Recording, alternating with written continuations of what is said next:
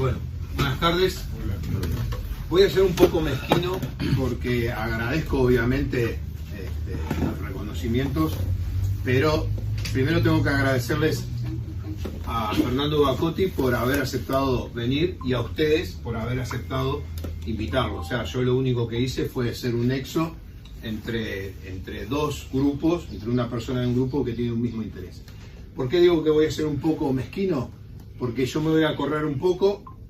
El capitán Fernando Bacotti, que ahora voy a leer un poquito dónde estuvo, va a hablar más de su libro para que ustedes lo conozcan, porque sin duda muchos sabemos de que, o por lo menos nos dicen, que en la vida hay que hacer tres cosas antes de morirse, que es plantar un árbol, tener hijos y escribir un libro.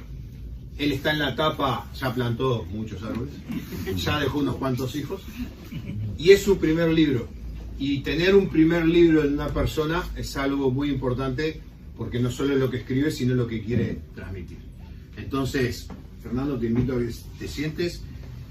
El capitán de navío retirado, Fernando Bacotti, se retira cuando estaba haciendo la misión, participando en la misión de paz en Timor Oriental, y a partir de ahí pasa a ser consejero de seguridad de Naciones Unidas. Para que puedan entender un poco, Naciones Unidas tiene una parte que es toda vinculada al tema de seguridad, que es un grupo civil que asesora a las autoridades de Naciones Unidas en los lugares vinculados a los temas de seguridad, a los efectos de minimizar los daños. Pero también estuvo en la parte de Naciones Unidas vinculada a Argentina, Paraguay, Uruguay, Panamá, Colombia. Estuvo en misiones en Haití, República Dominicana, Guyana, Surinam, Irak, el Líbano, Kuwait, Jordania, Timor Oriental y Venezuela. La idea, vamos a charlar un poco con él para que cuente por qué hizo esto. Vamos a ver algunas fotos que a su vez tienen subfotos para que ustedes, porque nosotros los uruguayos, hoy lo veníamos hablando, a veces aplicamos mucho lo que yo digo, la teoría de cortar el pasto. Cuando sale un yuyito, ¡pum!, lo cortamos. Y somos muy mezquinos para reconocer en nuestros lugares gente uruguaya que ha logrado un montón de cosas, no solo a nivel nacional, sino a nivel internacional. Y como siempre decimos, como los caídos de los Andes son vecinos nuestros y no le damos bolilla, como que tratamos todos así. Y en cambio, cuando uno está fuera de frontera, esos méritos se reconocen. Entonces, voy a ser mezquino, como les dije. No, capaz no va a hablar mucho de geopolítica, pero él trabaja mucho más el tema de seguridad vinculado a geopolítica. Es a propósito para que después lo vuelvan a invitar, para hablar de temas específicos. Pero creo que, como digo, que una persona haga un libro llamado Un Mundo Transformado, más de 2 décadas de desafíos y cambios en política y seguridad en el impacto en Latinoamérica, no es para cualquiera, porque la ventaja que tiene, que siempre lo digo y lo hemos hablado acá, los doctorados, como la lógica aristotélica, es estudio y experiencia, estudio, experiencia, estudio, experiencia. No es tener el doctorado porque pasé muchos filtros de escritorio y salvando examen. Si no hay experiencia junto al concepto teórico, no se puede entender lo teórico si no se aplica en el terreno. Fernando reúne esos requisitos y de repente la primera pregunta básica es ¿por qué decidiste escribir este libro? Muchas gracias, capitán Ricardo Barbosa. Bueno, ante todo, soy capitán de navío, orgulloso oficial de la Armada Nacional, en situación de retiro. Siempre me presento así en cualquier parte que voy, desde hace ya muchos años, más de lo que me gustaría aceptar, más de 20 años fuera del país. Si bien he estado viniendo a visitar a mi familia y demás, pero bueno, en los foros que he estado, siempre lo primero que digo es que soy un orgulloso oficial de la Armada Nacional de Uruguay. Porque hay gente que, convengamos, no conoce ni dónde queda Uruguay. Por más que ahora la inmediatez de las redes sociales, todo lo que conlleva el tener un teléfono en la mano, haga que podamos ser conocidos, realmente no somos muy conocidos. Y eso lo he vivido en carne propia a lo largo de todo este tiempo. Por eso siempre me identifico como uruguayo, pero previamente orgulloso oficial de la Armada Nacional. Habiendo dicho esto, voy a referirme a una frase que dijo acá el señor, sobre las leyes del poder. Esa ley del poder, es la número 48, integra un libro que lo escribió un norteamericano, Robert Greene, que es un texto bastante extenso, pero que reúne una gran cantidad de sabiduría milenaria. Está bien lo que dijeron de Ho Chi Minh y de Lao Tse o Sun Tzu, como también lo escribió 500 años antes de todo, durante la dinastía Ming, que fue cuando se escribieron esos textos, como por ejemplo el I Ching también, ¿verdad? Y Lao Tse escribió mucho. Pero Sun Tzu había hecho El arte de la guerra, un libro con el que estoy familiarizado, gracias a personas que veo acá muy cerca mío, sentados. Estoy familiarizado con ese libro desde los 17, 18, 19 años por ahí. Siempre de todos estos años me ha acompañado el libro de la versión de bolsillo de El arte de la guerra. Lo he aplicado para todo: resolución de conflictos, mediación, negociación, relaciones personales, todo, para entender la vida mejor. Es así que, bueno, en estos años me tocó ir a Indonesia. Creo que fue como un descarte, porque habían unas misiones en las que la Armada estaba inmiscuida, la Armada Nacional, y a mí me ofrecieron ir a Timor Oriental. También, quizás porque hice un trabajo, cuando estaba terminando el curso de Estado Mayor en la Escuela de Guerra Naval, hice un trabajo sobre el proceso de autodeterminación de Timor Oriental. Y bueno, la verdad es que nadie sabía nada de Timor Oriental.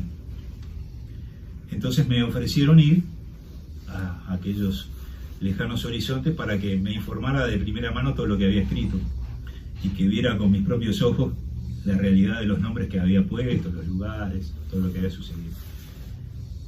En principio iba a ir por 9 meses, me quedé 3 años en Indonesia, en Timor Oriental, que se llamaba Timor Oriental cuando llegué y que actualmente se llama República Democrática de Timor-Leste, gracias a la intervención de la ONU en ese proceso de autodeterminación, que fue muy similar a lo que sucedió en la misión de Camboya previamente, como recordarán, en donde la ONU se instaló en un país con un estado fallido y utilizó un modelo que se llama de administración transitoria, en la cual los funcionarios de la ONU, con características muy particulares, ejercen los cargos del Ministerio del Interior, Defensa, Salud, Educación, o sea, ocupan todos los ministerios y forman un gobierno.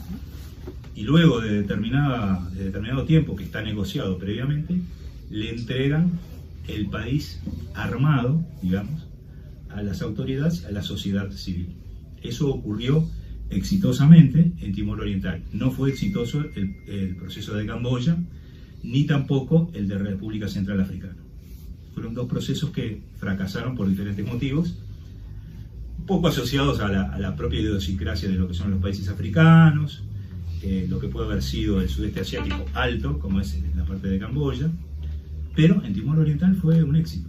Se hizo una elección, se pasó al mando, las autoridades timorenses asumieron el mando de manera natural, fue todo muy bien, y la prueba está que sigue funcionando. Es decir, ¿se puede hacer eso? Se puede. Las Naciones Unidas cumplen una función muy importante.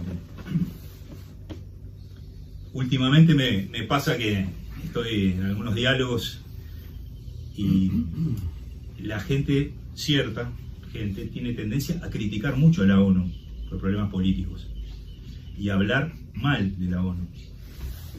Entonces, los comentarios que recibo, o a veces estoy en una reunión y estoy escuchando porque no tengo más remedio, que si estamos sentados todos acá y estamos todos charlando, uno diga, sí, porque la ONU está llena de comunistas. Y lo que está sucediendo ahora es que el dominio comunista en la ONU es... Y yo digo, estás muy equivocado. Hay tantos comunistas en la ONU como hay en CUTSA, o en la Coca-Cola Internacional. Es un organismo formado por seres humanos.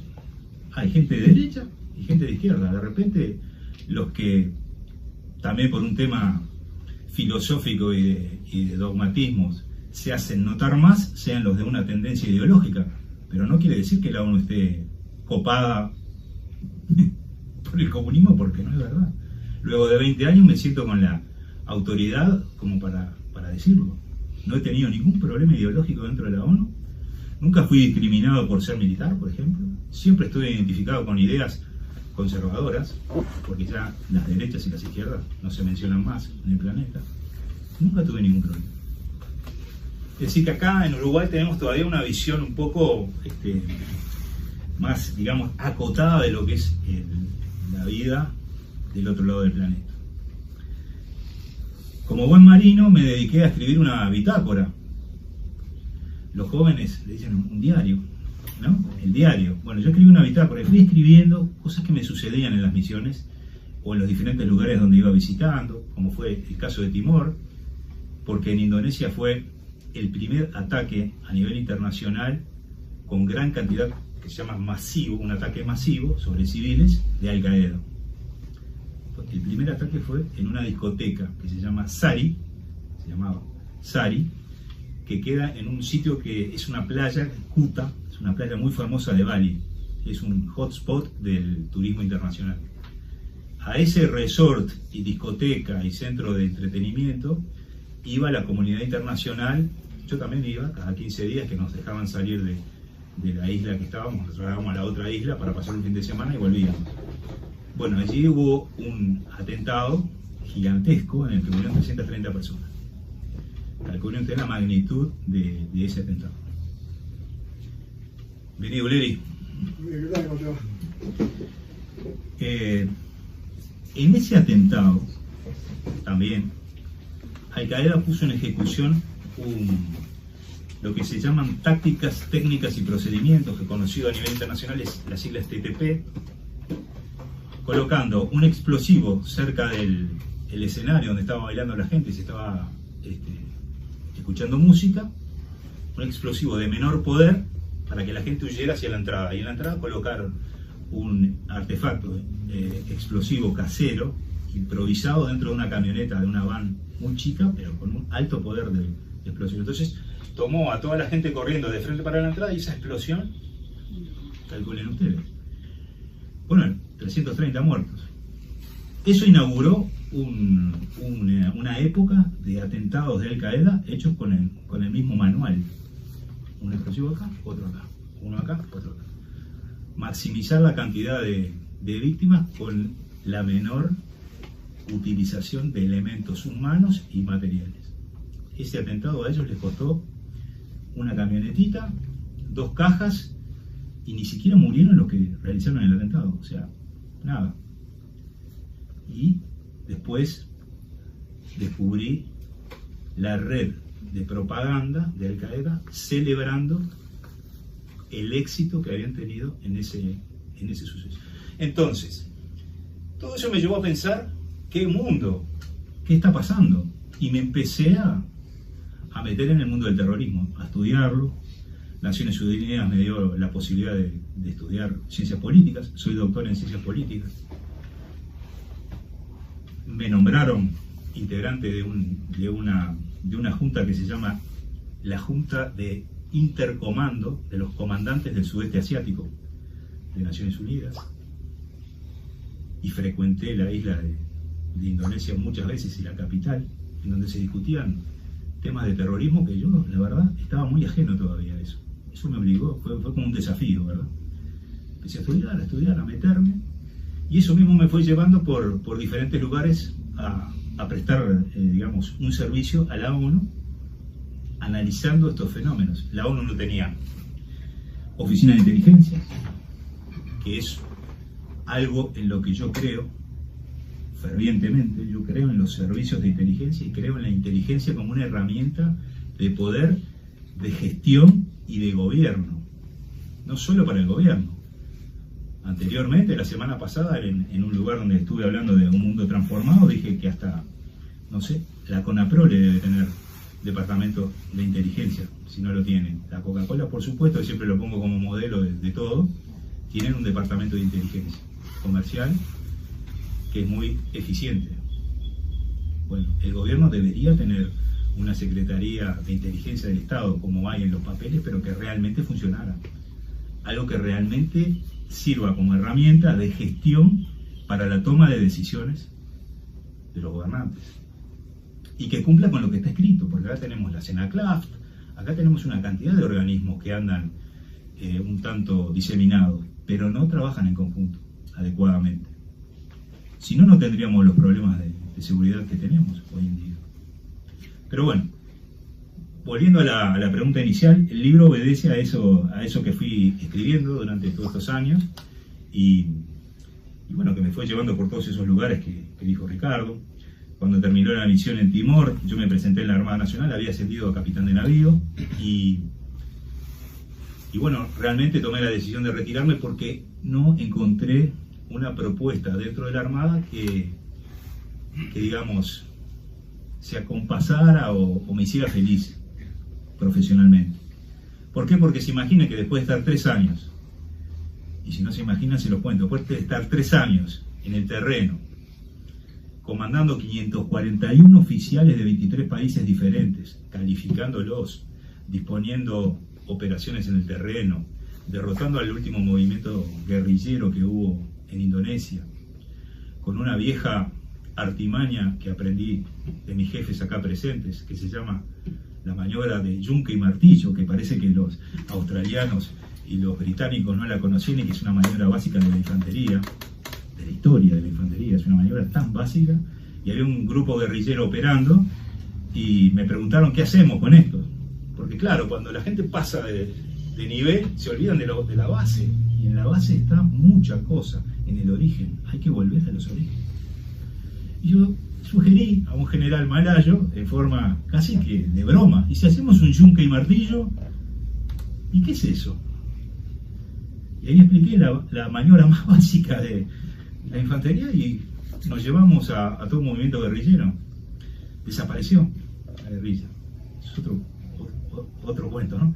Pero desapareció. Es decir, todo esto me ha llevado a pensar muchas cosas en materia de a lo que uno puede llegar, y sobre todo a que cuando salimos de aquí de Uruguay se nos abre la mente mucho en muchas cosas. Entonces, al volver a la Armada, que me ofrecieran, yo sé que de buen corazón y todo, que me ofrecieran un puesto determinado, yo dije, me preguntaron concretamente, ¿qué quieres ser, Bacotti? Y quiero ser comandante del Cuerpo de Fusileros Navales. Tuve 10 años en el cuerpo, quiero ser comandante del Cuerpo de Fusileros Navales. No va a poder ser. Y, si no, quiero ser jefe de inteligencia naval. Negativo, como se dice, ¿no? Normalmente. Bueno, listo. Retiro y me fui para mi casa. Y a los 10 días recibí una llamada a mi domicilio, que pensé que era broma, realmente. Y me dicen, el secretario general quiere hablar con usted. Era el secretario Kofi Annan. Y yo dije, esto debe ser una broma, ¿no? Porque primero no puedo creer que se moleste en llamarme. Y en realidad había ocurrido un ataque en Bagdad en el 2003, en agosto del 2003, que se había llevado la vida de 23 funcionarios de Naciones Unidas, dentro de los cuales estaba el representante especial del secretario general de la ONU, que se llamaba Sergio Vieira de Mello, con quien yo había trabajado en Timor y le había ayudado a montar la unidad de inteligencia y operaciones para todo el país.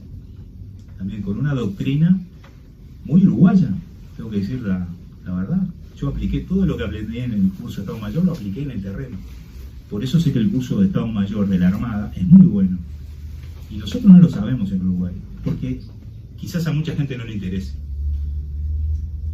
La realidad es que Kofi Annan me dijo que él sabía de que el doctor Vieira de Mello quería llevarme a Irak con él para trabajar y desarrollar las áreas de inteligencia y contrainteligencia de la ONU dentro del territorio iraquí. Y así es que dije que sí, para la alegría de mi familia, que bueno, a través de esto me vino una red card, ¿no? No hubo malicia. No hubo malicia previa. Esa es la realidad. Pero bueno, yo había trabajado con Sergio Vieira, lo apreciaba, me había dolido mucho su fallecimiento, estaba familiarizado con su pareja también, que era argentina, es argentina, con la gente que lo custodiaba. Miren, salíamos a correr casi que a diario por Timor con Sergio Vieira. Hablaba mucho con él apreciaba mucho a los uruguayos porque había tenido una experiencia en Camboya muy interesante para él, que le hacía tener un alto concepto de las Fuerzas Armadas uruguayas. era una persona socialista, de la vieja izquierda, intelectualmente brillante, pero con el que se podía hablar absolutamente de todo y que apoyaba, era más militar que un militar, le faltaba usar uniforme al servicio militar. Por lo tanto, le dije que sí, de manera inconsulta, al señor Kofi Annan, y me fui para Irak. Y ahí comenzó otra etapa diferente, porque mi etapa de Timor yo utilizaba uniforme y boina celeste. Ya fui como civil contratado para una oficina dedicada de la Secretaría General, trabajando para el Secretario General en asesoramiento directo de seguridad para operaciones humanitarias. Entonces ahí comenzó otra etapa. Naciones Unidas tenía lo que se llamaba una oficina de coordinación de seguridad, integrada por 16 personas, cuando yo me uní a ese grupo. Hoy por hoy son 380 personas que trabajan en todo el mundo, desplegados con una estructura muy importante. Pero bueno, éramos 16 que repartíamos el mundo en ese momento, vos vas para acá, vos para allá, papá, y yo a Irak. El peor lugar, al uruguayo. A investigar la explosión que se llevó a 23 colegas. Esa fue mi tarea primaria. Y fui solo, porque Naciones Unidas evacuó a toda la misión. Más de 600 personas la sacaron a todas. Entonces yo tuve que instalarme. Estuve viviendo en el Palacio de Saddam, que fue tomado por el ejército norteamericano para izar la bandera norteamericana e instalarse ahí como mensaje psicológico completo de dominio. Y ahí estuve viviéndolo. Un tiempo bastante prolongado hasta que pude ir a seleccionar una base, una de las tantas propiedades que quedaban dentro de lo que se llamaba la zona verde en aquel momento, que no sé si habrán escuchado hablar en las películas, en todo lo que es la filmografía de Irak, de la zona verde, la Green Zone, famosa Green Zone. No era tal el Green Zone porque ahí habían ataques, no a diario, pero sí semanalmente, ¿no? Recibíamos ataques. Pero ahí se pudo identificar un lugar donde hoy funciona la base de Naciones Unidas, el cuartel general de la misión de Naciones Unidas en Irak, que se llama UNAMI. Funciona en un lugar que tengo el orgullo de decirle, bueno, miren, acá está la mano de un uruguayo. Esto les podrá parecer un poco, en fin, ególatra de mi parte. Esto lo elegí yo. Y le puse mi nombre afuera para que no quedara duda. Porque si no, esto se borra con el tiempo. En vez de estar escrito en roca, queda escrito en las arenas del desierto y nadie sabe que hubo un uruguayo. Bueno, le puse una plaqueta. Lugar seleccionado por el capitán de navío Fernando Bacotti y la Armada Uruguaya. Si lo vuelan y lo vuelan en 1000 pedazos, capaz que es responsabilidad mía, pero no ha pasado nada.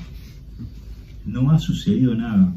Ha sido sometido a ataques desde el Tigris y el Éufrates, ¿verdad?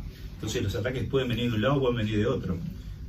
Nunca le ha pasado nada, porque estuve asesorado por un ingeniero indonesio que me dijo algo que no lo puedo replicar acá, porque no es de mi sabiduría sobre la trayectoria balística de los morteros y demás. Dijo, acá no va a caer ningún mortero. Y la verdad que los morteros pasaban por arriba. No es que no nos tiraran, no calculaban bien.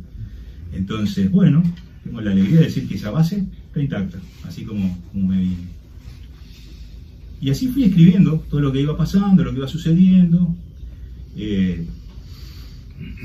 Logré montar lo que me pidieron, una red de inteligencia dentro del territorio iraquí, con todas las dificultades que conlleva el no hablar fluidamente el árabe, ¿verdad? Que fue una gran enseñanza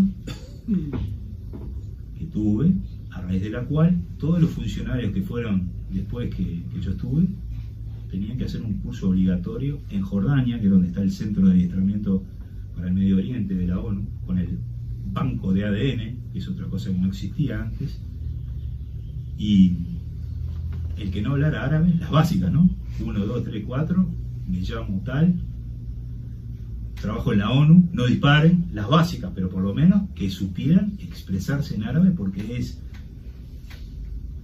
de locos ir a una zona de guerra y no saber expresarse cuando viene una persona apuntándole a la cabeza, con intenciones de disparar, además. Hay que decir, ¿no? Alto. ONU, me llamo tal, 1, 2, 3, 4.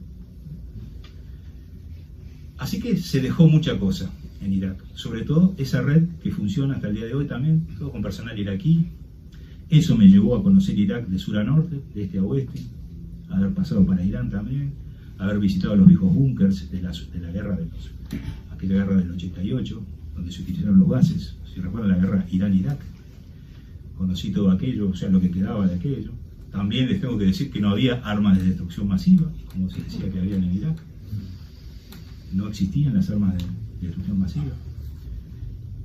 Con esto quiero decir que quizás la solución política hubiera sido más conveniente que la solución de la invasión. Pero para invadir un país ustedes saben que hay una cantidad de factores que llevan a que se hagan negociaciones internacionales y se ejecute esa invasión. Por ejemplo, yo estuve custodiado por un reducido grupo de gurkhas nepaleses durante gran parte de mi estadía. ¿Qué estaban haciendo los nepaleses ahí? ¿Verdad? Por ejemplo. Pero había gente de Fiji, había gente de Reino Unido, o sea, militares de todas partes intervinieron en esa coalición que invadió Irak, lo cual revela que hubo una negociación grande para que eso ocurriera, ¿no? Pero las armas de destrucción masiva no estaban.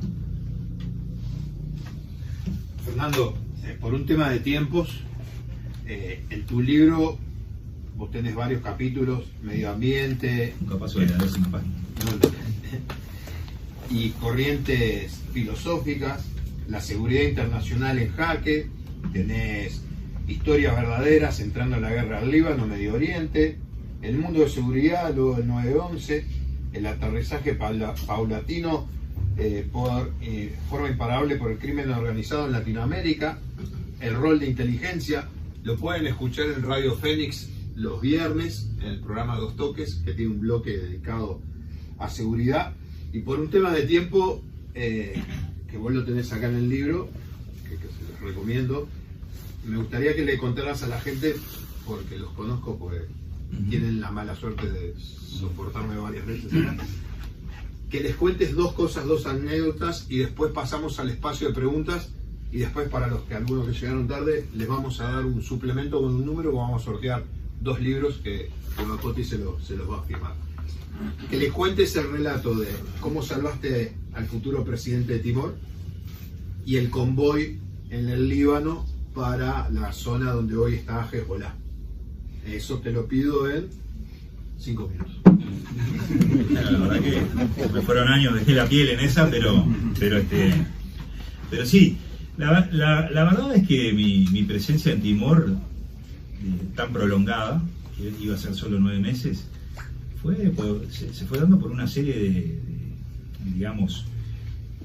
hechos, como que, por ejemplo, yo viniera de una licencia, yo estaba en la frontera entre Timor Oriental y Timor Occidental, en una carpa, hacía 5 meses que estaba a carpa, ¿no? Un país donde no había alimentación, no había agua, no había medicamentos, en fin, unas carencias que realmente nunca había visto en mi vida. Y me vino una licencia y me fui a la capital, a pasar unos días en la capital. Dili se llama la capital de Timor. Y ir a Dili desde la frontera era como ir a Los Ángeles, ¿no? A Hollywood, ¿no? Sí, era tremendo, ir a ver gente un poquito más de lo común, tener para tomar un café, no digo una Coca-Cola porque eso ya era un lujo tremendo, comer un pollo, por ejemplo, solo ración de combate nada más. No es porque fuéramos combatientes, sino porque no había otra cosa para comer. Y llegué a la capital a relajarme, y al segundo día está ya una revolución social de magnitudes gigantescas. Prenden fuego la ciudad, un movimiento disidente que había, que no estaba de acuerdo con el presidente que se estaba candidateando, que era el señor Alexander Shanana Gusmao, que era un viejo líder del Fretilin, que era el Frente de Liberación de Timor Oriental, que había estado 7 años preso en Indonesia bajo el mandato de Suharto, que era el príncipe que gobernaba en aquel momento. Indonesia lo había tenido 7 años preso a Yanana. En esos 7 años Yanana aprendió a hablar perfecto inglés, porque conoció a una periodista australiana que lo iba a visitar, se terminó casando con ella, tienen hijos, es su esposa actualmente. y se preparó políticamente para afrontar el desafío de ser el primer candidato a presidente democrático de Timor-Oriental. Un personaje ineludible de la historia de aquella zona. Bueno, en esa revolución que les digo, que estaba todo prendido fuego, resulta que en el edificio de la ONU se estaba llevando a cabo en el 5º piso de un bloque una reunión con el presidente, el primer ministro, secretario, el representante especial del secretario general, todas las autoridades políticas, y como es costumbre en la zona, en esa zona de Indonesia, en esa parte del mundo, ellos dicen tocan fuego, prenden fuego todo, y prendieron fuego el edificio, a tal punto generaron pánico que la propia guardia de la ONU, integrada por timorenses, huyó, abandonó el edificio. Y la gente que estaba arriba, como el fuego venía de abajo, no se dieron cuenta de lo que sucedía 4 pisos abajo. Siguieron de reunión, como es costumbre en la ONU, dicho sea de paso. Miraban por la ventana y decían, querido, todos corren y tiran piedras. Y yo recibí una llamada de una colega del Departamento de Asuntos Políticos en donde me ponía al tanto de lo que sucedía, de lo que estaba sucediendo en el edificio, que estaban los funcionarios tirados en el piso. Bueno, entonces fui a hablar con el jefe de la misión de observadores, porque yo era observador militar, y el jefe se sintió mal de salud, hubo que evacuarlo, luego murió. A los 48 horas murió el jefe, un infarto, porque no estaba preparado tampoco para la presión que representaba que le estuvieran quemando toda la ciudad y la prisión. Era una persona que no pertenecía a las fuerzas combatientes, malayo.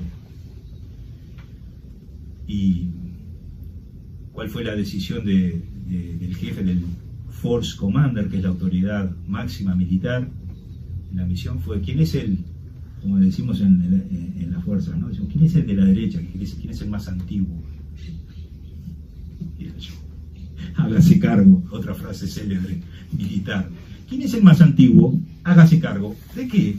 No, hay que frenar esto, como sea. ¿Cómo como sea? Una boina, no tengo arma, llaman a los bomberos, por lo menos, no hay bomberos. No hay nada. Bueno, le digo, tenemos a todas las autoridades allá en el 5º piso. Me voy a sacar las autoridades. No, espere, 2 camionetas, ejecución rápida. Las decisiones, he aprendido en estos años que hay dos formas de tomar decisiones, ¿no? Impulsivas y rápidas. Las impulsivas generalmente terminan mal. Las decisiones rápidas, bien tomadas, terminan en casos exitosos. Esta fue una decisión rápida, tomada pensando en todo lo que estaba sucediendo en el lugar, en el edificio, en las personas involucradas, la cantidad de gente. Un par de camionetas y para el edificio en llamas. Y allá arriba me encontré con la sorpresa de que seguían en reunión. Cuando llegué al último piso, estaban en reunión. A no ser los funcionarios que estaban en un corredor, todos así porque se pensaban que iban a morir quemados. Y ahí me tomé la libertad de abrir la puerta y decirles, ¿qué está pasando acá? ¿Se está prendiendo fuego el edificio? No sabíamos nada. Hay que correr. Ahora hay que correr. Entonces hice una breve y rápida selección de a quién elegía para que se salvara primero, ¿no? Al presidente, ¿no? Y segundo, el primer ministro. Y fue que lo que vinieron.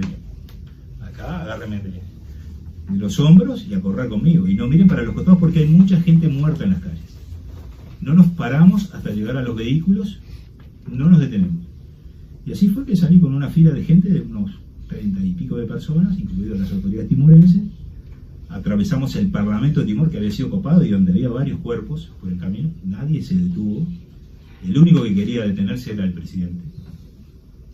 Y bueno, embarcamos como pudimos a todos en los vehículos. ¿Y quién quedó abajo? Porque no había lugar. Ya se imagina. Con un amigo ruso, con un colega ruso, conservador, que dijimos, bueno, hay que correr hasta la base. Y quedaba vamos a poner unas 6 cuadras de ahí, 6 cuadras de manifestaciones y de lo que sea. En el momento que llega un vehículo australiano con un general que integraba la Force, Keeping Force, o sea, los que están armados de la ONU. Que claro, se bajaron con armamento largo y todo lo demás, y la gente más se les vino arriba. Entonces el general, que se llama Kelly, John Kelly, un atleta, se acercó y me dijo, ¿qué hacemos, Fernando? Un general australiano, ¿qué hacemos, Fernando? Y le dije, primero, desaparezcan los fusiles, porque un tiro acá nos matan a todos. Sugiero empezar a correr en cuña. No sé quién va a ir adelante, me tocó ir a mí también, ¿no? Abriendo paso entre la gente y a los golpes. Y así fue que yo recibí 2 machetazos en la espalda, el general también, pero les digo una cosa, fueron las 6 cuadras más increíbles de mi vida. Porque el timorense es una persona muy pequeña, de físico muy pequeño, pesan poco, entonces, bueno, cada vez que el general pegaba un golpe, un puñetazo, era uno que volaba, pero volaba, literalmente. Se llevó las de él también, y quedamos con las manos lastimadas y todo, pero cuando llegamos a la base corriendo, fue tremendo. Fue tremendo porque todo el uniforme cortado, tengo unas fotos por ahí de esa llegada. En realidad, el general, después que pasamos el portón, cerraron y bueno, tenía todo el dispositivo con las ametralladoras y demás, pues la gente nos corrió hasta los últimos 20 metros, cuando vieron que no se agarraban. El general me abrazó y me dijo: Fernando, me has hecho volver a sentir joven. La última vez que hice esto fue jugando al rugby. Así nomás. Y bueno, son historias que a uno le quedan. Después de eso, el presidente, por supuesto. ¿Cortita la del Líbano? Sí. Bueno, eso me llevó a ocupar el cargo de jefe en la misión. Atento. Esto no es menor porque de ahí pasé a ser jefe de la misión de observadores militares. En acuerdo de la ONU con el gobierno uruguayo. Y después, bueno, me fui seguí mi recorrida y estando en Irak, me fui para Colombia a hacerme cargo de un proyecto de erradicación manual de plantas de coca en el macizo suroccidente con base en la ciudad de Cali, que es la capital del departamento que se llama Valle del Cauca, que es la capital de la caña de azúcar, de las plantaciones de caña de azúcar en Colombia. Y la UNODC, que es la Oficina de Naciones Unidas especializada en la droga y el crimen organizado, estaba organizando a través de un proyecto que se llama CIMIC la vigilancia satelital de las plantaciones de coca para ir a erradicarlas manualmente, con lo cual había que traer gente de todos lados, había que sacar gente del norte de Colombia, fabricarles otra identidad, bueno, una movida gigantesca que terminó mal. Esta historia termina mal. Y bueno, me estaba haciendo cargo de ese proyecto ya viendo que no iba a ser exitoso cuando estalló la guerra del Líbano en el 2006. Y ahí me citaron para que en 72 horas estuviera presente en Beirut, porque conocía un poco la dinámica del manejo en el Medio Oriente, cómo se manejaba la gente, hablaba torpemente unas palabras en árabe, en fin. Ustedes saben que en Beirut se habla francés también, se habla español, se habla árabe, varios dialectos.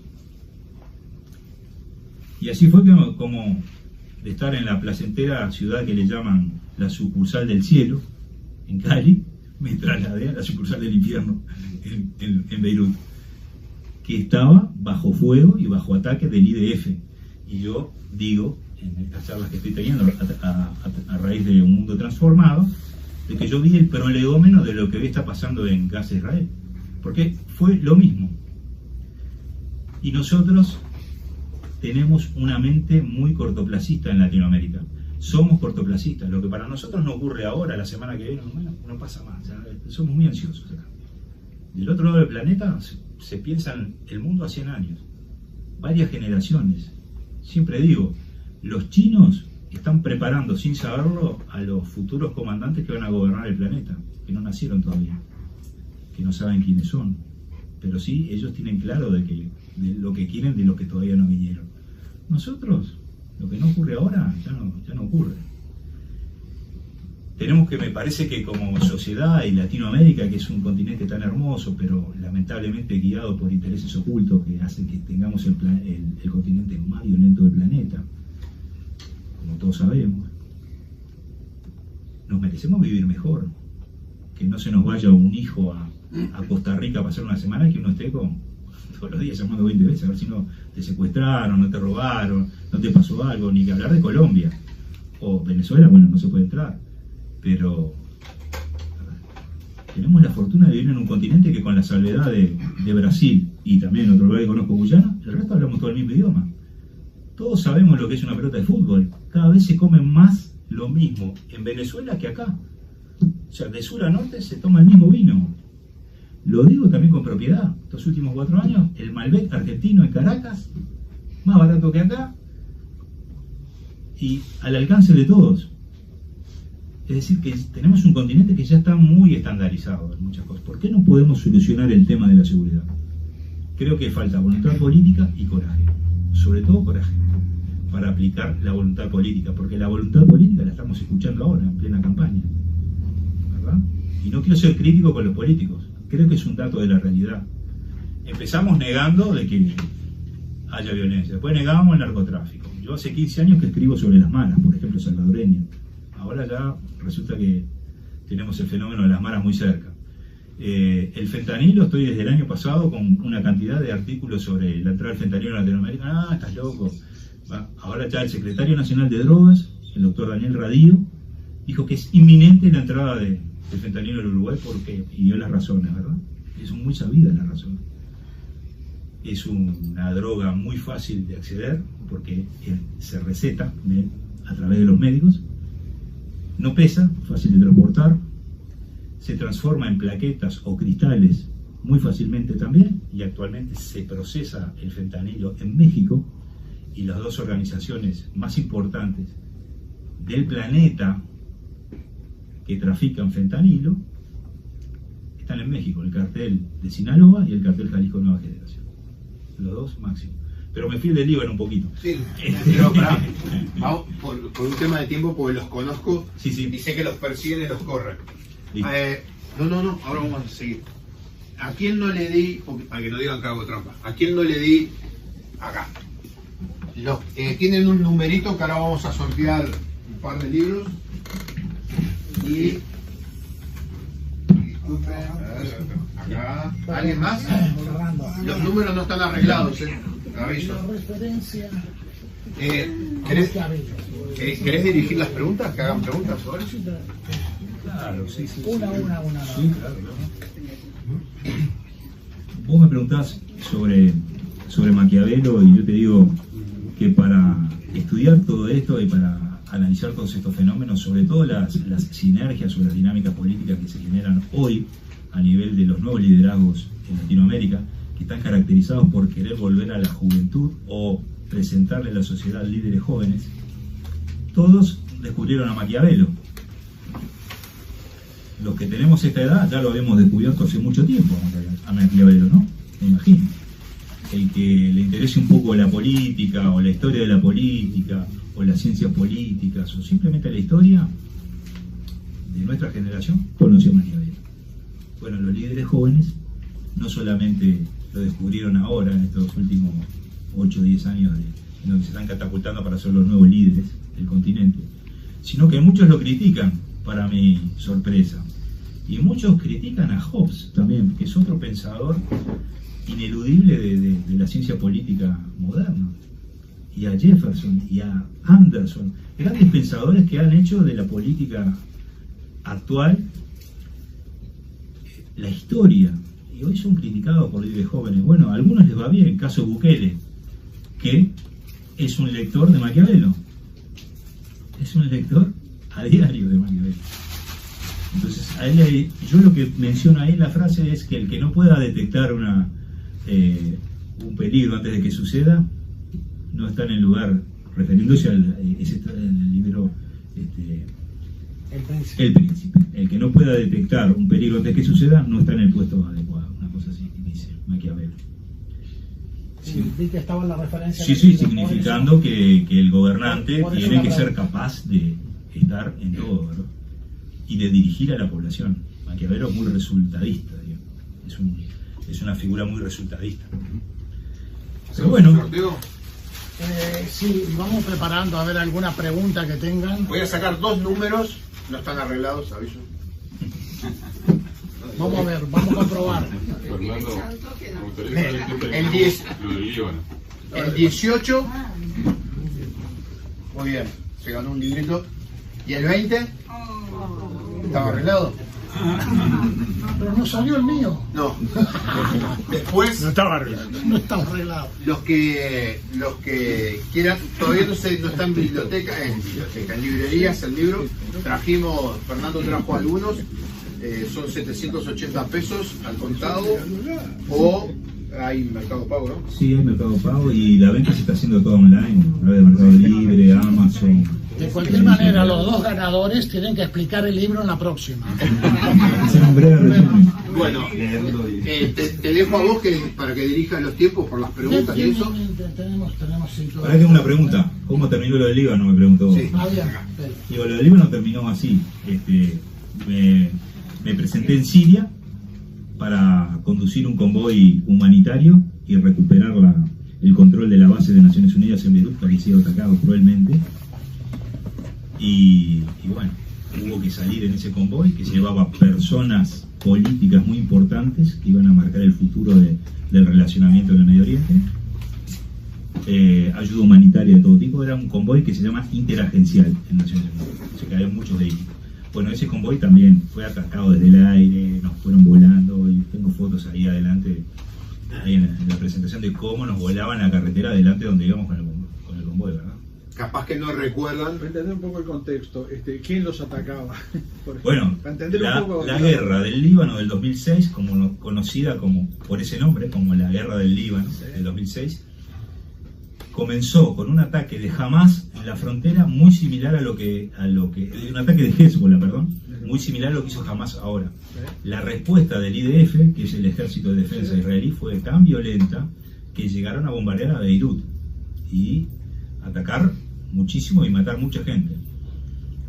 Es lo mismo que está sucediendo ahora, guerra de túneles, cambiaron las armas. Por ejemplo, yo estoy haciendo un análisis comparativo de las armas que están usando ahora en el conflicto y las que se usaron en el 2006. Si bien la estrategia es casi la misma de un lado y de otro, porque un lado quiere aplastar y el otro quiere herir, atacar, el armamento táctico ha cambiado. Y la gran diferencia es que ahora hay armamento estratégico también. Al haber acceso a armas nucleares, ¿verdad? Es tremendo lo que puede llegar a pasar. Porque no es solo Israel y no es solo Hezbollah, son sus aliados que tienen acceso al armamento nuclear. Tengamos en cuenta que en el mundo en este momento hay 12.580 ojivas atómicas desplegadas o dispuestas en determinados tipos de plataformas de lanzamiento, como puede ser un submarino, un silo en tierra o otro lugar. 12.580. Una sola de esas, la carga mínima que tiene son 1.000 kilotones. La que destruyó Hiroshima allá en Japón tenía 15. Mató 160.000 personas, una cosa así. Pero aparte 15. De Israel en el Medio Oriente, ¿hay otros países que tengan potencial nuclear? Claro, ¿En el Medio Oriente? ¿En el Medio Oriente? Sí. Pakistán. Sí, Pakistán. La India está desarrollando ahora una armada, la China por ejemplo, pero la India está desarrollando una armada muy potente, a la cual la idea es dotarla de armamento estratégico. ¿Por qué? Porque la India maneja el 93% de su comercio exterior a través del mar. Eso les interesa tener protegido su mar y lo van a proteger a como dé lugar. Hace un mes, un convoy de 3 camionetas de una ONG llamada World War Kitchen, que era un servicio de comidas dirigido por un español, cuando estaba entrando en Franja de Gaza, el primer vehículo recibe un misil que mata a los 4 ocupantes que iba, se bajan, creo 1 o 2 que quedaron vivos, se pasan a la segunda camioneta es alcanzada por otro misil más, y la tercera camioneta es alcanzada por otro misil más. Mueren 9 de los 12 que iban.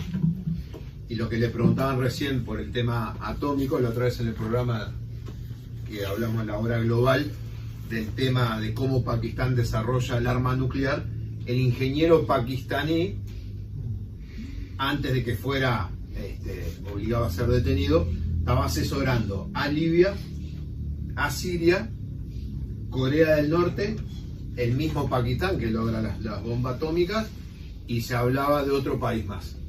O sea, Turquía puede ser. Puede ser Turquía. Puede ser Turquía fácilmente, porque Turquía está embarcada en un programa de mejoramiento de su armamento nuclear. Claro. Entonces parece que es medio de locos hablar en esta época que vivimos de ¿Tiene mejoramiento. armamento nuclear Turquía? No tiene, a ver, es como Irán. Irán, hay un argentino que es el jefe de la parte nuclear de Naciones Unidas, que es el que pasa las inspecciones. Y él ya dijo que Irán tiene material nuclear, sí, como para ser usado en una bomba. El problema que ahora tiene la segunda parte, cómo utiliza ese material para crear un dispositivo que funcione. Porque la gran interrogante de lo que está planteando Fernando es que la mitad de las armas nucleares son de la ex Unión Soviética. Nadie sabe cuántas funcionan. Porque para Estados Unidos destina por año cerca de 4.000 millones de dólares en mantenimiento de armas nucleares.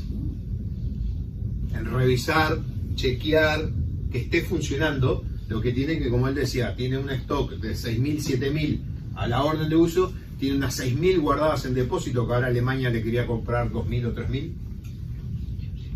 por la posible amenaza rusa y para tenerlas en Alemania controladas por el gobierno alemán, como Francia controla la suya, Inglaterra controla la suya. Estados Unidos tiene armamento nuclear en Italia, en Alemania y en Inglaterra. Disculpame. Piensen que la doctrina que gobierna, digamos, la diplomacia nuclear, para llamarlo de alguna manera, se llama MAD, M-A-D por su sigla, que quiere decir agresión mutua de destrucción asegurada. O sea, destrucción mutua asegurada. MAD. Y en inglés MAD es locura. Mutua asegurada. Ellos saben que en el momento que comience un conflicto por cualquier utilización de cualquier ojiva, genera una destrucción masiva, es una extinción. Estamos hablando de mucho poder nuclear que hay en el mundo. Y 9 países de los 12 que tienen están mejorando su tecnología. Corea del Norte, por ejemplo. Permanentemente. Corea del Norte, otro ejemplo. Me olvidaba de decir. China no está en los acuerdos nucleares. Pakistán no está. India no está. Corea del Norte no está. Israel no está. Los únicos que están en los acuerdos, estaban en los acuerdos nucleares, Estados Unidos y Rusia. Y después de eso tienen que ver toda la gama de armamento que no son armamentos balísticos. El balístico es el que sale de tierra, hace una curva, sale y vuelve a entrar. Esos son los de los acuerdos. Pero después están los misiles de crucero, misiles de corta distancia, armas tácticas, todo el resto. Es como ir al supermercado y me compro el tarro grande de repelente. Pero hay el chico con olor a naranjita. Esos no están controlados. Está controlado el grande. Allá el señor quería preguntar algo. Sí, señor. Lo que yo quería preguntar a la gente de seguridad, especialistas como ustedes, es qué nos pueden decir sobre esta guerra en el campo digital e informático, porque la destrucción masiva la hemos tratado de dejar como arma estratégica y mientras tanto tenemos conflictos de menor intensidad con armas más convencionales. Pero aquí tenemos un campo de guerra que es nuevo, que no es tan conocido por nosotros, que incluso al público en general, ustedes saben, todos criticamos cómo estamos con el multitasking del celular, cómo tenemos la acción de las redes, empresas de comunicación que superan a los gobiernos en poder y en economía, ¿sí? Y esa puede ser una revolución mental en nosotros, mucho más allá de la que significó la revolución industrial, por ejemplo. Entonces, desde la seguridad, ¿cómo ven ustedes esta revolución digital? Bueno, muchas gracias en primer término. En el análisis de los factores de la guerra actualmente, antes habían 5 factores básicos o claves que se analizaban para todo tipo de toma de decisiones, las apreciaciones de situación y demás. Ahora se le agregó el ciberespacio, porque hoy en día la guerra se está peleando en el ciberespacio, toda. Imagínense que, por ejemplo, hace 15 años atrás se hablaba de las nuevas amenazas, y cuando se hacían los análisis de las nuevas amenazas que iba a enfrentar la sociedad en el futuro, se hablaba de la ciberdelincuencia, los ciberdelitos y demás, con otro nombre, se les llamaba de otra manera. Ataques en la red, ataques informáticos. Hoy por hoy ya está instalado el tema de la ciberdelincuencia el ciberespacio y la ciberamenaza. Ya no es más ciberamenaza, existe, o sea, es algo en lo que estamos viviendo. La guerra Rusia-Ucrania se está peleando en el ciberespacio. Entonces, si alguien es capaz de hackear una cuenta en un cajero automático o en un banco, digo yo, ¿cuánto demorarán en hackear la clave de un arma estratégica? Que es mucho más difícil, por supuesto. Pero dentro del campo de lo que se llama la teoría de juegos, es posible. Es posible. ¿Y quién tendría intenciones de acceder a un arma nuclear, a un arma estratégica? ¿Y con qué finalidad? Sabiendo todos los que están dentro de este ámbito de la diplomacia nuclear, lo que genera el activar una ojiva hoy por hoy. Se activa todo en el mundo. Se prenden luces en todo el planeta. Pero tú puedes poner y sacar un presidente que te va a influir mucho más en un nivel antes de llegar a las armas de guerra, atómicas. Pero digo más, el paso siguiente ha sido lo que ha ocurrido en el último año con la irrupción ya imparable de la inteligencia artificial. Entonces, eso es lo que va a marcar el futuro nuestro, por lo menos, de los que estamos acá. Ya las generaciones que vienen después, supongo que se van a comunicar. Tengo una teoría de que el ser humano se va a comunicar de diferente manera, de que los medios ya no van a ser los mismos, va a cambiar toda la dinámica de la comunicación social, y además algo que no tenemos mucho en cuenta es el tejido social, cómo sufre todo esto. O sea, las familias van a ser diferentes, ya lo estamos viendo, el cambio del paradigma a nivel familiar en el mundo, ¿verdad? Con esas familias que son multidiversas y demás, y la irrupción de la inteligencia artificial asociada al ciberespacio es una combinación explosiva que va a marcar el futuro nuestro. No sé si te respondo con esto o... porque tengo mucho para hablar de ciberespacio y inteligencia artificial aplicada a eso. Gracias. Sí, muchas gracias.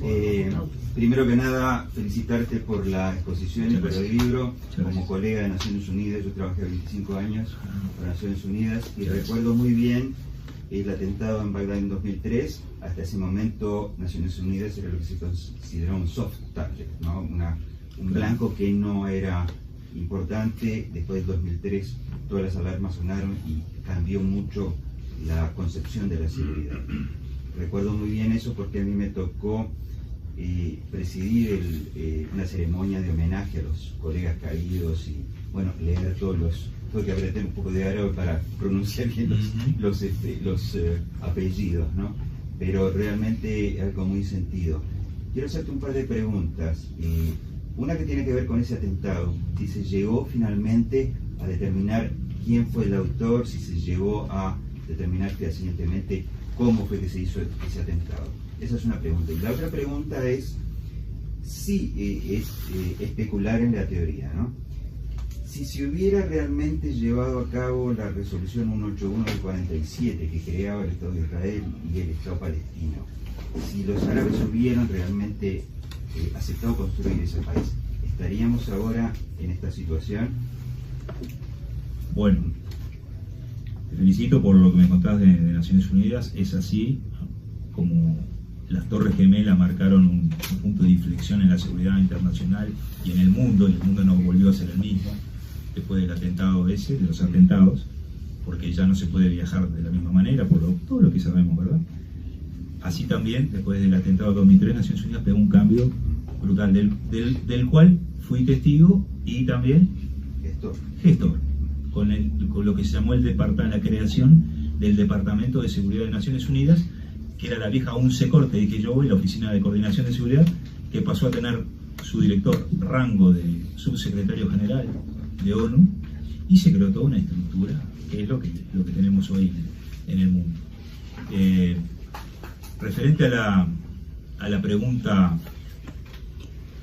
del Estado árabe, del apoyo, pues yo creo que ha sido diferente, pero no pierdas de vista que son conjeturas, como ahora que uno de los factores por los cuales estalló este conflicto entre Hamas y el ejército de Israel es porque Israel estaba por firmar un acuerdo histórico con Arabia Saudita.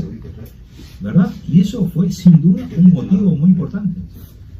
Así que todo tiene que ver con todo en el Medio Oriente. Es muy difícil de analizar el Medio Oriente en un tablero, pero sí es bueno siempre mirar el tablero desde arriba y decir, mira este.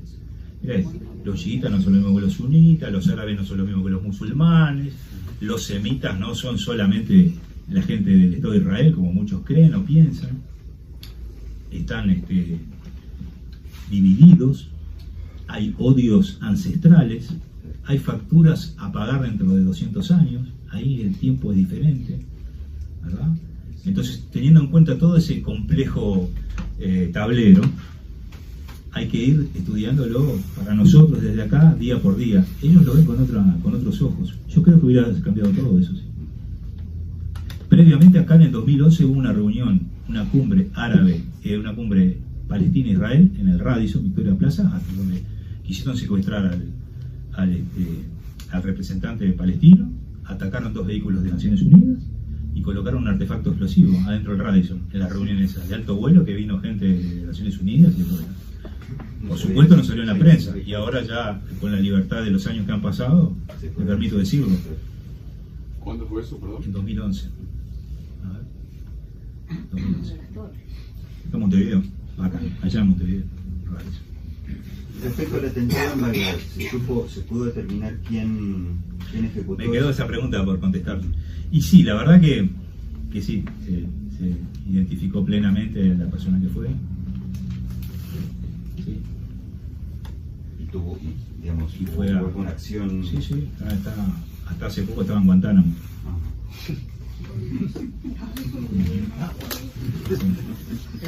Una pregunta más y después lo tendremos para otra visita. Roberto. Yo quería saber si un sistema de inteligencia incluye espionajes, infiltraciones, básicamente. Bueno, le debo decir Apaguen los celulares. Le debo decir que estamos siendo escuchados. No, le debo decir que... Le voy a decir lo siguiente. Hace poco también, cuando hice la presentación oficial en Montevideo del libro, me preguntaron casi lo mismo. Y yo la respuesta es muy simple. Un gobierno, un país, no funciona sin un servicio de inteligencia eficiente. No es concebible que un país, hoy por hoy, en la modernidad, en esta nueva modernidad además que vivimos, no tenga un servicio de inteligencia fuerte, preciso y confiable. ¿Qué pasó en el Uruguay? La inteligencia fue manoseada.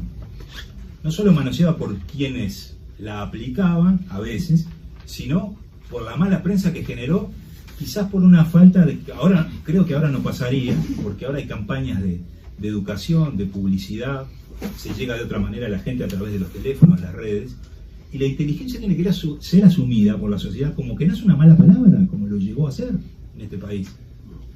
Porque, a ver, acá, que yo sepa, en Uruguay y en Argentina, debemos ser las Fuerzas Armadas peor tratadas del planeta. Ustedes van por otro lado, por otro país, y las Fuerzas Armadas, usted dice, soy capitán de navío, muchas gracias por su servicio.